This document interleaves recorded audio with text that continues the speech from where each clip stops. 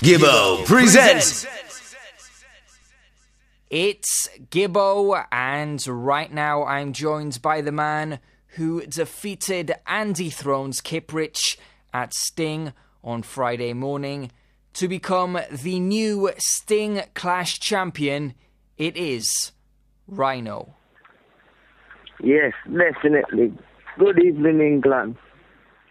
After the show had come to an end, you left Jam World $30,000 richer, with the championship belt in your possession and as the talk of the town.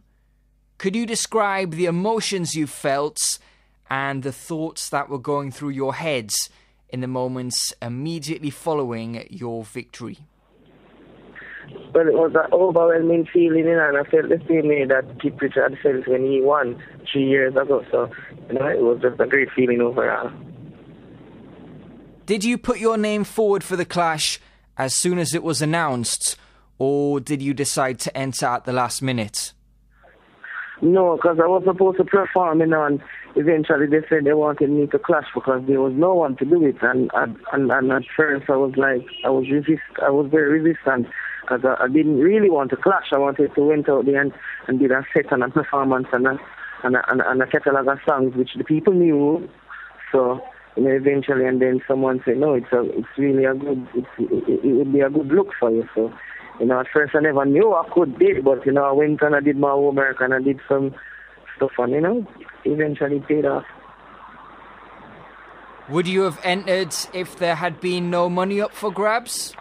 Yes, man, definitely, man, because it's just love for music, that I have, You understand? It's just attitude that I have towards music growing up, so, it's just a natural love and the ability to just hear a rhythm and freestyle. And, that's just me from high school coming up, beating decks to clashing in finishes. And so for me, out there clashing with Kiprich, and everybody knew that me. Everyone know that me and Kiprich are good friends.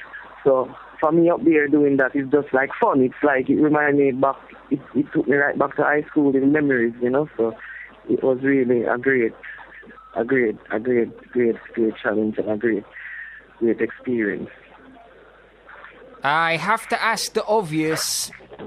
What are you going to do with the $30,000? Have you spent some already?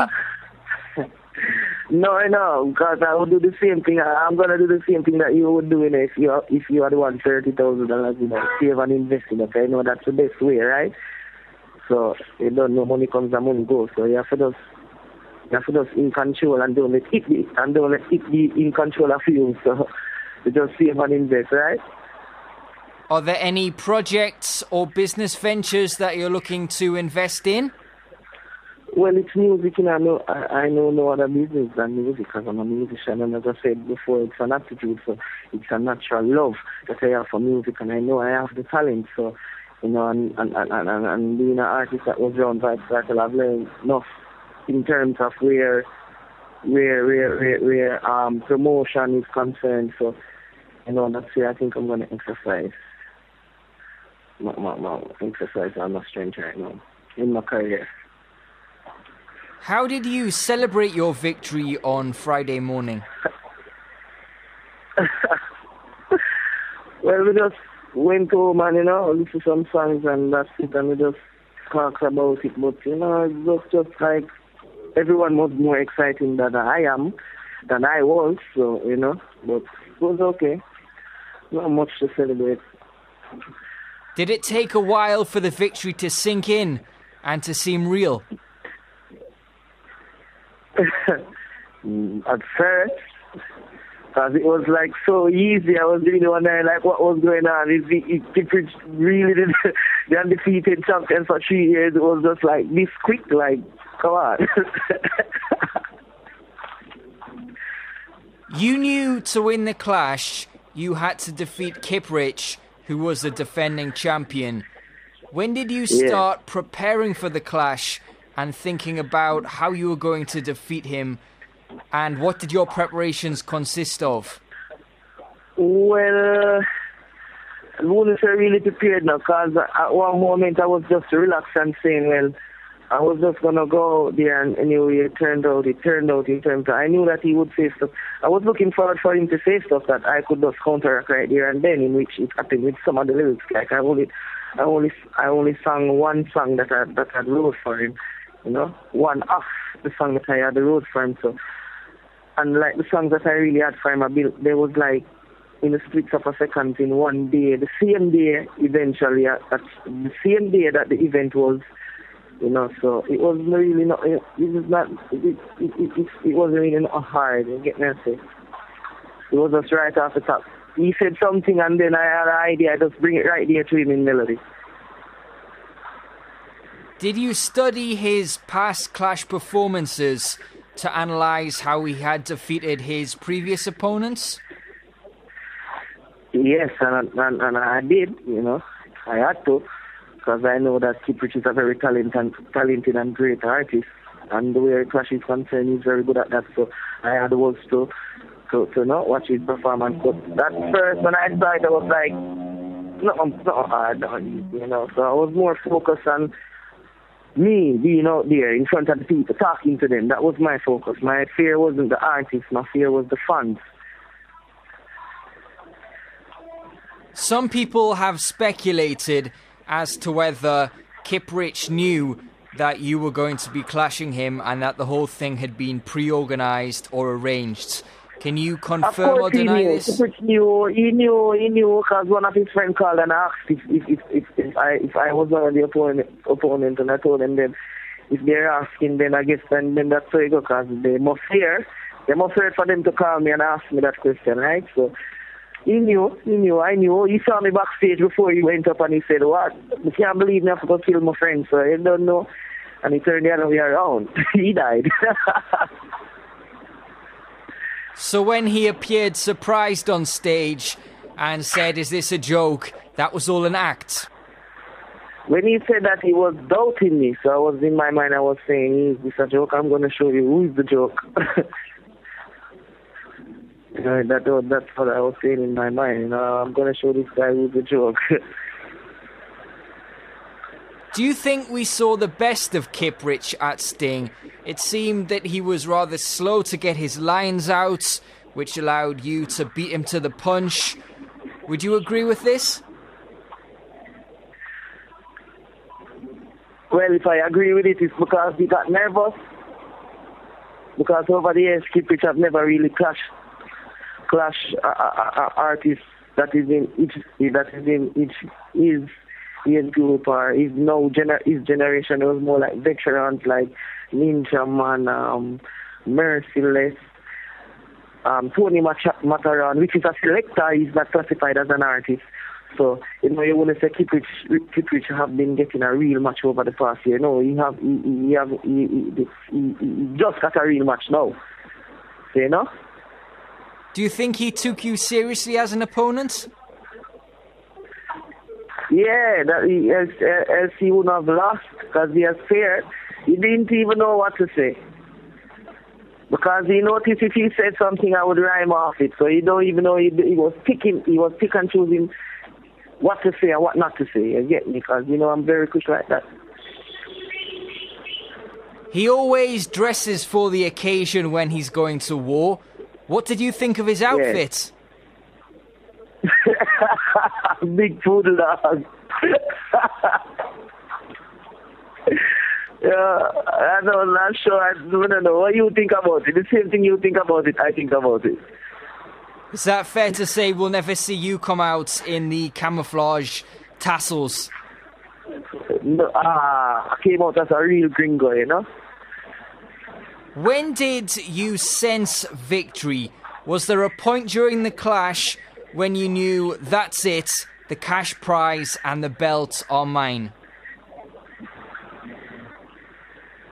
Well, the moment the crowd said Ryno, I knew that I was the champion, and I knew that the moment going out there, I knew I would win, because I know what I could do from what I could not do. I know what Kiprich could do from me, what he can. He know what I can do from what I can't do. So, I don't know, it's like I was looking to get a real challenge, and I didn't get that. It was just, you understand? Did you think that there was a possibility? So they have to send about the artist next year. Did you think that there was a possibility that someone else was going to come and challenge you after you defeated Kiprich? Yes, I thought that, but I thought it would be, a more established artist. I saw they brought on to a known artist, which, I never really wanted to, but... You said earlier in the interview that they couldn't find anyone else who was willing to clash Kiprich. Did this surprise you? No. Why? No, because he'd been... Me. Was that because he'd been so dominant in past appearances at Sting? Yeah, probably. A lot of the guys are afraid of Kiprich, but I am not. I ain't afraid of nobody. After last year's Sting, a lot of people were mentioning your name in a negative light. This year, you're once again the topic of many dancehall fans' conversations, but for a much more positive reason. Can you compare your mindset now to 12 months ago? Surely you must be a lot happier with your position and the way you're perceived going into 2014 as opposed to 2013? Yes, definitely. Because last year, this the same thing that I've done with Kiprich. That's exactly what I wanted to do. Just entertain the people, me and Popcorn, and instead he took it the other way and pushed me off the stage, and things went in a rampage. But I apologize to the fans. I had apologized to the promoters and the fans and the media and all of that. And but in the eyes of the people, I was the aggressor, in which I wasn't. You understand? Because you don't know, but I'm much happier now, and I give thanks to life, and give thanks to God for me, and just persistence is the key, and it never break me down, but me carry on and know, so I have to brush off and go again. There's a huge amount of buzz and hype surrounding you at the moment after your victory. How do you manage to sustain this and use your victory at Sting to take things to the next level for you career-wise in 2014? Well, just to maintain my calm, to maintain my humbleness, my humility, my militancy and all of that, and just to make sure that I have the right people around me who's gonna give me the positive energy. You get me? So basically that's the main thing I'm focused on right now. Do you have plans to expand Garrison Records? Yes, definitely in the future. Are you looking to take on board some new members? Definitely in the future, but right now it's just Ryno. And last question before we finish, Ryno. Do you intend to defend your Sting Championship belt at next year's staging of the show, or have you not thought about that yet? I am gonna get all and die with that belt. Nobody's gonna take that belt from me. Nobody. And I mean it. Ryno, thanks a lot for your time. Gibbo.